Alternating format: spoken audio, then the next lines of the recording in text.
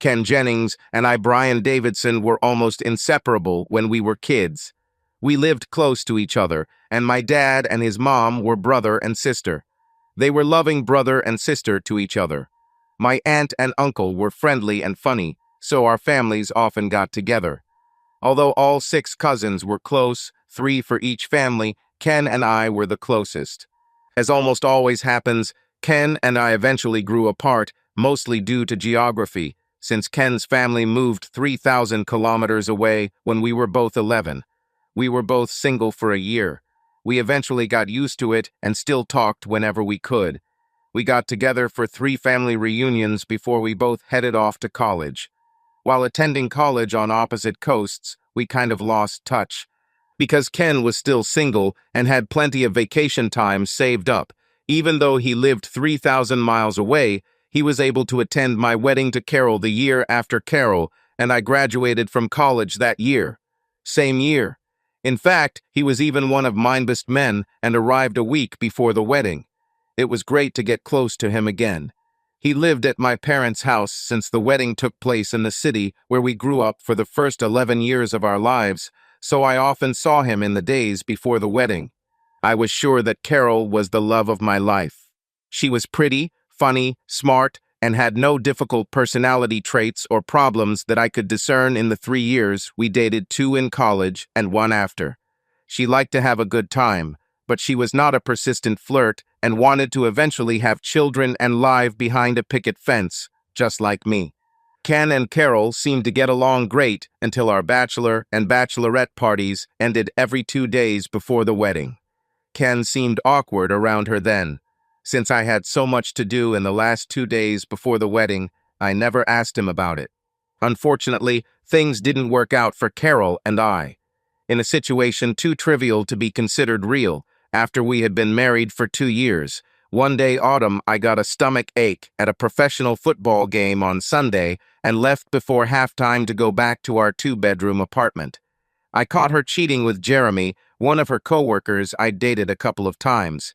Since I was already feeling sick, the shock of seeing them brought me to the point where I could tell I was going to throw up. If I weren't so sick, both from my stomach issues and from seeing the love of my life cheating, I might have done some physical damage to one or both of them. Instead, I just collapsed on the floor, wanting to die right then and there. I think I even blacked out for a while, although I did hear some noisy activity and a series of "oh shit," as well as some crying or screaming, which I couldn't distinguish given my state at the time. After an indefinite period of time, my ability to think fully returned, and I stood up. There was no sign of Jeremy or Carol. I took off my clothes, which I also threw up a little on, right in our bedroom, and left them on the floor. I then went to our second bathroom and took a shower, and then climbed into bed in the guest bedroom, again wishing I had died. I was physically and emotionally exhausted and fell asleep at about 3 o'clock in the afternoon and didn't wake up until 7 on Monday morning. Even though my stomach was now calm enough for me to work, I called in sick and took the day off because I was emotionally on edge. Luckily, Carol was not home on Monday morning. I moped around for a few hours, collecting some of my clothes and accessories, packing them into a couple of suitcases with the intention of finding another place to live. We only had 6 weeks left on our apartment lease, and obviously I had no intention of renewing it. I would let the landlord know about this as soon as I feel a little better. Around 10 in the morning, my mobile phone rang. The caller ID said this was Tiffany, Carol's bridesmaid at our wedding, and someone I got along well with, although I thought she was immature for a 25-year-old girl. "Brian is listening," was my stellar greeting. Tiffany didn't beat around the bush. "Brian Carroll here, and she feels terrible." "Why is that, Tiff?" I answered. She didn't like being called Tiff, but at that point, any friend of Carol's was my enemy.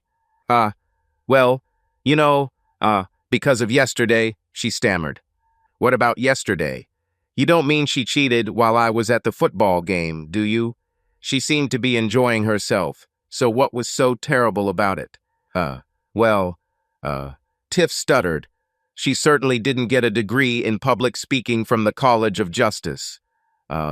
She wants to come and talk to you about it, but she's afraid you'll get really angry. Maybe I could come too, she continued.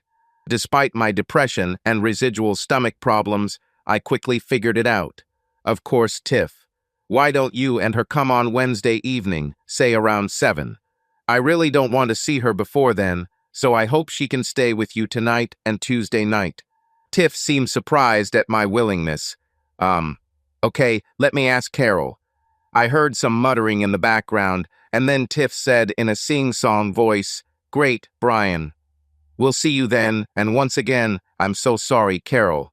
I ended the call. Now I had to definitely find a new place to live and move out by 7 o'clock on Wednesday evening. I took another shower, ate some white toast so that it would stay in my stomach and not ask for it back, and went to the phone. By 10 that evening, I had rented a small closet, and it contained most of the things I wanted to keep from our marriage, including no wedding photos or any photos of Carol at all. I also had permission to use one of the apartments that my company rented for visiting clients between Wednesday and Sunday, which would give me enough time to find a new place to live. Of course, I have never cleaned up anything at the site of betrayal, including my vomited clothes, but left everything as it was after I threw up on Jeremy and Carol. I went back to work on Tuesday, and although I was physically mostly recovered, emotionally I was a complete mess. However, my female boss, a hard-nosed ass who is really kind at heart, threatened me, so I was surprisingly productive. On Wednesday, I took a half day off to move the rest of my belongings and leave my wedding ring on the kitchen table in my old apartment, as well as meet with a real estate agent who specialized in apartments. She promised to show me several apartments on Saturday and guaranteed that by the end of the day she would be able to find me a suitable new place to live. I turned off my cell phone around 5 p.m. on Wednesday, went to the gym and worked out for 2 hours, pumping more iron in a session than ever before. After my workout, I went to a diner for a light dinner. When I got to my company apartment at 8:30, just out of curiosity, I checked my mobile. 4 missed calls from Tiffany. I laughed and deleted the messages without listening to them. On Monday, I had an appointment with a divorce lawyer. Long story short, I got divorced within 6 months and never had to date Carol again because the shark I hired was able to avoid court-ordered marriage counseling sessions by claiming I was in therapy, which as far as my lawyer knew I was true. However, my therapy was not with a psychologist. In fact, my therapy consisted of me picking up girls in bars almost every Saturday night. Although I was still mostly empty inside after my experience with Carol, the one-night stands were physically satisfying, but weren't worth a penny in terms of my emotional healing. By the time I was divorced, as long as I had been married, my 27-year-old ass had a number of advantages. Firstly, although I have always been in good physical shape, I became a real gym freak. I had a six-pack and the ability to bench press nearly twice my 185-pound weight. I watched my diet and felt better physically than I ever had in my life. Second, I didn't have much of a personal life other than one-night stands, and in a job that was well suited to my talents, I got further and faster than anyone else in the history of the large company I worked for. In fact, almost 3 years after my divorce was final, I received a 6-figure bonus and was on top of the world. Third, since I was not tied to work, I didn't mind traveling for business and was able to see a lot of interesting places, and when my schedule allowed it, I would stay a day or two after finishing business to enjoy the city I was traveling to.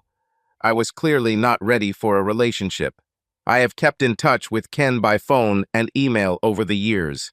He expressed his condolences over my divorce, but in hindsight, his comments denigrating Carol were a little harsher than they should have been since he had not seen Carol except for the week before and at the wedding.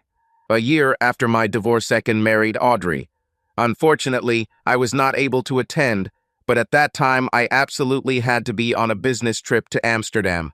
I sent him and his wife an expensive watch with the words "Happily Ever After" written on it and an engagement photo that he said they loved. I had never seen Audrey in person, but in the photograph she looked like a fox, although I thought her curly blonde hair and excessive makeup took away from her appearance somewhat. Shortly after I received my 6-figure bonus, I had a business trip to a city in the metropolitan area where Ken and Audrey lived.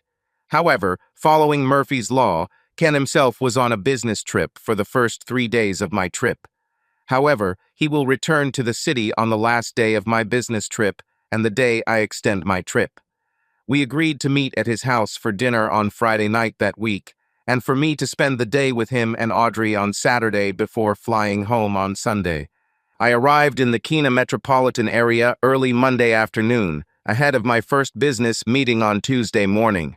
I hadn't been in a relationship for a while and was expecting top-notch girls in the area since there were several million people living there. The doorman Tim at the fancy hotel I was staying at was particularly friendly, and we struck up a conversation. I love interacting with real locals in any place I visit. I arrived at the wrong time, and we actually chatted for about 10 minutes. At the end, he said with a smile, "If you need some friendly interaction during your stay at a business dinner or something like that, let me know." I was absolutely sure that I knew what it meant. I saw Tim the next morning and was honest with him. "Tim, I would really like to have a loving companion. Any suggestions?" I winked at him and slipped him a $50 bill. When he saw the face of Ulysses S. Grant staring back at him, a pale smile appeared on his face. He pulled out a card with a name, Kitty, on it, and a phone number printed in a flowy font and nothing else. "She is married, works part-time, is independent, and the only one I can really recommend. If it is not available, I can give you local service numbers." I thanked him and got into the taxi he called for me. I didn't waste any time. The 15-minute drive to my meeting place, I agreed to meet Kitty at my hotel for a drink at 8 p.m. and, if we were both up to it, maybe have a nice time afterwards.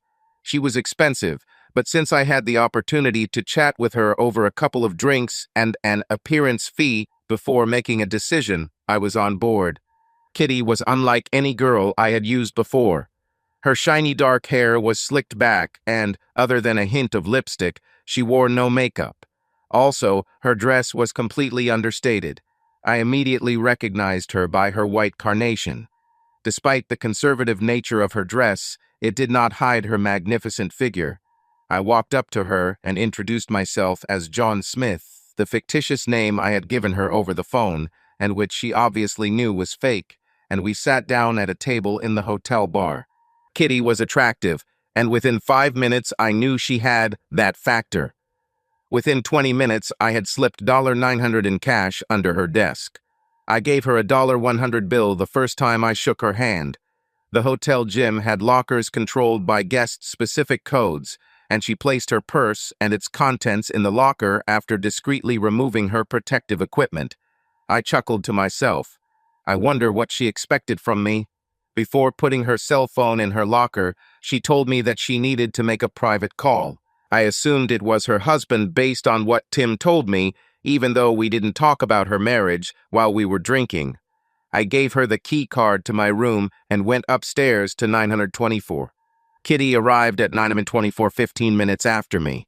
I had a drink from the minibar in my hand and another on the table for her. She smiled and took a sip of her drink.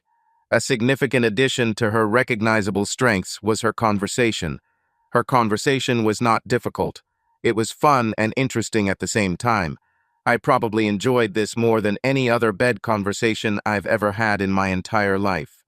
The next morning, we had a good laugh at breakfast. She devoured blueberry pancakes as if she were a truck driver who had been on the road for 12 hours straight. My teasing about this made her smile mischievously. I liked Kitty so much that I did something unprecedented. I asked her to repeat it that evening.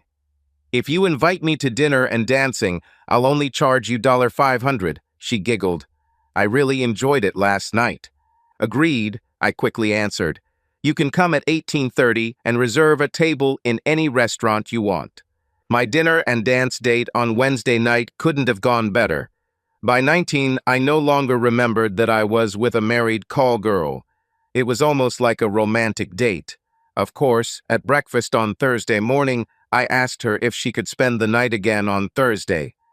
"Yes, let's have a quick dinner, watch a short film, and then get down to business," she smiled. This is what we did, only we didn't watch the whole movie. Thursday night was something I thought I could only dream about, not something that would actually become a reality. Kitty has outdone herself. She took everything to the next level. However, at breakfast on Friday morning, I was in shock. This was the first woman after my divorce with whom I wanted a long-term relationship, and she was not only married, but also a call girl. Kitty also seemed to be in a thoughtful state. After about 10 minutes of silence at breakfast, she moaned, "I wish this could go on for months. Unfortunately, my husband will be home tonight, and I will have to turn into Susie the housewife." "Kitty, I could fall in love with you," came spontaneously from my lips, straight from my heart, before I knew I was going to say it or could stop it. When I said this, a forlorn expression appeared on her face, and then she seemed to come to her senses and muttered with tears in her eyes, "Please don't call me if you come back to town. My life is already too complicated." Then she stood up abruptly and left, leaving 2 pancakes on the plate. Despite my anxiety and self-pity, I was a tiger in the final meetings on Friday, and by the time I went to Ken's house around 5 o'clock, I had achieved everything I wanted during the trip. When I reported to my boss, the same one who, figuratively speaking, gave me a kick in the ass when I caught Carol cheating. Every time she got promoted, I did too. She was delighted. "Spend your bonus evening or two in company," were her last encouraging words. By the time the taxi dropped me off at their 3-bedroom Gothic-style country house, I had suppressed my self-pity that the woman I could have easily loved was unavailable and was looking forward to meeting Ken and Audrey. Ken greeted me enthusiastically at the door with a manly hug and a pat on the back. "Wow, you look better than I've ever seen you," he blurted out. "I also feel better than ever," I blurted out in response. "Sorry, but it looks like you could use a few pounds," I chuckled, pointing my finger at his protruding, although not large, belly. "Audrey cooks too well, and I can't tear myself away from the table." "Come and meet her," he said. Fortunately, neither Audrey nor I had anything in our hands that was sure to fall out when we saw each other in the corridor between the kitchen and the hallway. Ken had already relieved me of the 1 5-liter bottle of Magnum wine and bouquet of flowers I had brought. Audrey was drumroll Kitty. Apparently noticing my slack jaw, Ken asked, "What happened, Brian?" Thinking faster than I ever had in my life, I blurted out, "The only photo I saw of Audrey had curly blonde hair and heavy makeup, but now she has straight brown hair and light makeup. I would never have recognized her." Apparently Audrey is smart too, because by the time I finished my comment, her expression had changed from shock to smiling, and she purred, "Well, Kanu, I like my natural hair color better, and he says I don't need makeup to look amazing." "I have to agree with him," I replied casually, taking her hand and kissing it. Considering the circumstances, the dinner went as well as could be. I was on autopilot, and apparently so was Audrey. It helped that the wine in the Magnum bottle I bought was Ken's favorite wine, and he drank almost the entire 1.5 liters. Neither Audrey nor I were interested in getting drunk for fear of what might come out of our mouths. When Ken was in the bathroom, Audrey came up to me and said, "Please don't tell Ken." I hesitated and then answered, "I'm not sure I can promise that. If I were him, I'd like to know. Let me share some information with you before you make a decision. Give me 5 minutes tonight or tomorrow, and I think you will have a different point of view," she replied. When I hesitated, she said, "Please, just do a favor for the one you called your best lover in the world in the middle of the night." I didn't remember saying that, but it was certainly true. There were many times during my interaction with Kitty Audrey when I thought this way. "Okay, we'll find time to talk." Luckily, Ken made it easy for us to find time to talk. An hour after dinner, he insisted that I spend the night with him on Friday and Saturday. Audrey convinced him that he was too tired to drive and that she would drive me to and from the hotel, taking the time to get to know me. Ken was delighted with this scenario. When Audrey dropped me off at the hotel, she didn't hesitate to say she was right.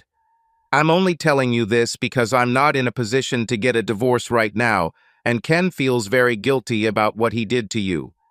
I'm betraying his trust by telling you." "What did you say?" I asked, truly puzzled. Audrey went into a long explanation of all the details related to her story about Ken. This took almost the entire 25-minute drive to the hotel. The gist is that the day after the bachelor and bachelorette party, which was also the day before the wedding, Ken overheard Carol's two bridesmaids talking when they didn't know he was around. They were apparently stunned that Carol had cheated on me at her bachelorette party and then arranged to meet him when she returned from her honeymoon. When Audrey asked why Ken didn't tell me about this before the wedding, especially since he perfectly understood that fidelity was important to me, he simply brushed her off and said, "It's not my problem, and I didn't want him to kill the messenger." Years later, he felt bad about it, but he swore he would never, ever tell me about it, even during or after my divorce. The details of Audrey's story fit perfectly with the time, place, and events surrounding my wedding to Carol, and I had no doubt that it was true. This certainly explained why Ken's reaction to Carol changed shortly before the wedding and why he was so persistent in telling me good riddance when we talked on the phone during my divorce process. When I collected all my clothes and documents from the hotel and checked out, I thought about nothing else except Brian, Ken, and Audrey's relationships and my past with Carol. If I had known what Ken did at that time, I would have called off the wedding. It would have saved me from wasting 3 years of my life. One good thing was that my mind was clear when I slept with Audrey. By the time I got back to Audrey's car, I had decided never to tell Ken about Audrey's side business as Kitty. As soon as I plopped down in the passenger seat, I informed Audrey of my decision. This brought a smile from her and a passionate kiss. By this time, I felt comfortable enough with Audrey to ask her about her side business. "Why do you work as a call girl?" I boldly asked her. "You can tell me to mind my own business, and I'll never bring it up again, but my mind thirsts for this information like a man in the desert thirsts for water." "I'll tell you," she giggled, and then did it. Like the story of Ken's betrayal of me, this story was long, complicated, detailed, and nuanced. The bottom line is that Ken basically sabotaged her career, insisted that she be a housewife, even though they had no children, and he had no intention of having any, contrary to what he told her before they got married, and lost most of the desire for sex. She worked as a call girl to earn enough money to end her marriage with dignity. Although by the time we got back to their house, I didn't approve, at least I understood her point of view. When we got inside, Ken had already fallen into a wine-induced sleep. After Audrey left their bedroom with this information, she showed me the guest bedroom. I blocked the door when she was about to leave. "I really need something to help me sleep," I chuckled, and Kenna is in himself. On Saturday, the three of us did some sightseeing in the city, had lunch at a famous restaurant in the main city park, and generally enjoyed ourselves. In the late afternoon, Audrey and I went to her health club to work out. Ken had never been much of an exerciser, and I was impressed by her daily routine. After the shower, we headed out for dinner and then some drinks. Ken got drunk again, so Audrey and I had some more fun. On Sunday, Ken wanted to watch football. I wasn't as big an NFL fan as I was before I came home from the game and caught Carol cheating, so Audrey volunteered to drive me to the airport. On the way, we had a frank conversation. "I really like you, Brian," she began the conversation. "Not only sex, you are an interesting and funny guy. What do you think?" After a long pause, I decided to be honest. As I already blurted out once, I could fall in love with you. However, I'm going to try to forget you.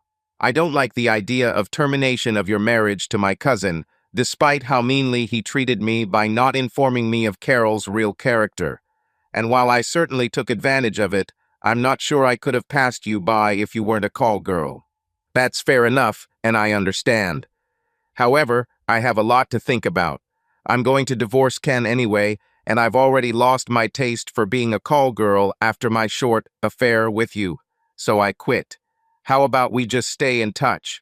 I will allow you to control the pace and nature of our future communication. Are you okay with that, Brian? I didn't have to pause in response to this. Sounds like a plan, I chuckled. I would like to sew off her, but the memories of how good we were did not allow me to do this. Over the next year, I visited Ken and Audrey's town 3 times, twice for business and once just to see Audrey. I never told Ken that I would be in town during any of my visits and only spent time with Audrey. Audrey was so sultry, funny, smart, and interesting that I had a really hard time convincing myself that I wasn't in love with her. Sex with her ruined me for other women, and for the next year, the only time I had sex with anyone other than her was when I was depressed after a phone call with her and picked up a girl at a bar who was somewhat similar to her. It's been about 380 days, not that I'm counting, since I first met Audrey when the receptionist in the main lobby of our building called around 4 o'clock on a Friday afternoon. "You have a female visitor. She says her name is Kitty. Should I send her upstairs?" "What the hell?" flashed through my head. Apparently, I was speechless for a long time because the administrator asked, "Are you here, Mr. Schuss Davidson?" I replied, "Oh, sorry, Monique. I'll go down now to take her upstairs." Because we were in a public place, Audrey and I didn't kiss when I met her in the lobby, but we did give each other a quick hug. "What brings you to town, Audrey?" I asked as we took the elevator to my office. "I have some news that I want to share with you, and then talk seriously about our relationship," she smiled. "I'll show you my office and introduce you to my boss. Then at 5:30 p.m. or so we can go out to dinner and then talk at my apartment. How does this sound? We can also deliver your luggage to my apartment." "Fine, and I won't stop you from doing the work you need, but I hope you don't mind if I stay for the weekend," she answered. We waited until dinner was over, and we walked around a nearby small lake before Audrey and I went to my apartment, and she said what was on her mind. She did not mince words. "Here is a copy of my divorce decree," she said, handing me a paper from the small suitcase that she carried with her throughout the day. I quickly scanned it. It was what she imagined and dated 3 days earlier. As soon as I pulled away from him, she handed over several other papers. "This is a sonogram of our baby growing in my belly, a little girl, as well as a prenatal non-invasive DNA test taken earlier this week that shows you are her father." I gulped as I looked through these documents. I was going to ask how she got my DNA, but then I realized how ridiculous it was to ask. These documents also turned out to be what she said they were. And again, as soon as I took my eyes off them, my mouth suddenly went dry. She handed me another document. "This is a proposed prenuptial agreement that states that if we get married, and if I then ever have sex of any type with any other person other than you, I will only leave the marriage with my clothes, jewelry, and any car I bring into the marriage. Marriage and $5 and nothing more, and that I will not challenge custody of our child or children." It was too much, but my mouth was so dry that I didn't think I could respond verbally and be understood. So I just read the document. Again, everything was exactly as she described. When I looked up again, she continued, "There is no way I can prove with certainty that I am no longer a call girl, but I have signed an affidavit to that effect, which states that if you ever prove otherwise, that I have had sex with anyone other than you or Ken for the last year, I will pay you $25,000. I also have an affidavit from Tim, the doorman who put you in touch with me, that I told him I was no longer available, and that he hasn't mentioned my name to anyone else in the last year." She held out 2 more sheets. As my mouth became even more dry, I read the 2 affidavits. Again, they were exactly as she imagined them to be. "Finally, I talked to your mother. I met her at my wedding to Ken, and we seemed to hit it off. I've talked to her on the phone and exchanged emails over the years. I didn't tell her much about our relationship, but I asked her what difficulties would arise for her and your father if I left Ken and you and I somehow got along. I don't have her affidavit, but you can confirm with her that she doesn't object, even though it would probably prevent another full family reunion." After this last statement, a forced smile appeared on her face. I don't know what to say." Finally, stuttering, I squeezed out, "You need time to think. Let's go to bed. You'll think about it and share your thoughts with me, no matter how long it takes. Maybe even by the end of the weekend." For the rest of the weekend, nothing more was said about any of the issues she raised or the documents she showed me. There were 2 reasons for this. The first was that she wanted to give me space and time to think without any pressure or arguments. Second, my brain had so many endorphins churning like the Amazon in the rainy season that there was little chance that I would be able to truly think. And, since I obviously didn't have a chance to think things through by Monday, I invited Audrey to stay at my apartment while I was leaving for work and relax. It took me 2 weeks before I came to a firm decision on the issues raised by Audrey. During this time, Audrey never pressured me at all or even mentioned it. What finally made me decide was the joy of having someone to come home to and share my day with. Having a constant, cheerful life partner is the most important thing. 2 weeks after Audrey's arrival, when we were walking around the same small lake as on the first evening of her arrival, halfway there I got down on my knee and pulled out a ruby engagement ring. I knew that she wanted something completely different from the diamond one she returned after the divorce and asked her to marry me.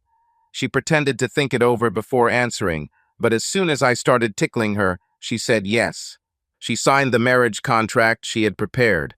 I talked to my parents and even my aunt and uncle, Ken's parents, and then we got married in a small ceremony 3 weeks after I proposed. That was 5 years ago, and I added 2 more children, just 2 girls and a boy. These were the 5 happiest years of my life. My reality of falling in love with my cousin's wife while she was working as a call girl after leaving my first wife for cheating on me and then eventually entering into a monogamous happy marriage with her is strange. Then fiction. However, I don't think about it too much. I'm just enjoying life. Ken and I haven't spoken since we got married. Subscribe to our channel so that your second chaff doesn't cheat on you, and go ahead and listen to the next story, because this story is nothing compared to the next one. If you're under 18, don't even think about listening to the next one.